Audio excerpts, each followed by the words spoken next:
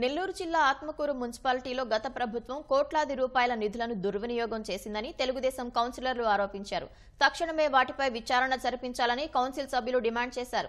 Municipal chairperson అధ్యక్షతన మండలంలో council సమావేశం నిర్వహించారు. పట్టణంలో అనుమతి లేకుండా జరుగుతున్న లేఅవుట్లపై చర్చించారు. నిర్మాణ పనుల పేరిట నిధులను వైకాపా నేతలు స్వాహా చేశారని ఆరోపించారు. ఆత్మకూరు మున్సిపల్ అభివృద్ధి కోసం ప్రణాళికలు రూపొందించి మంత్రులు నారాయణ, ఆనం రామనారాయణ రెడ్డి దృష్టికి తీసుకెళ్తామని తెలిపారు.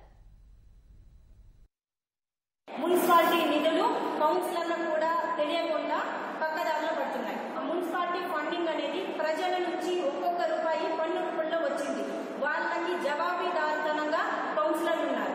అలాంటిది ఏదైనా ఒక రూపాయి మున్సిపాలిటీ నుంచి ఖర్చు పెట్టాలి అంటే అది ఒక అజెండాలో పెట్టాలి, మున్సిపాలిటీలో చర్చకు రావాలి, కౌన్సిలర్ అప్రూవల్ జరగాలి.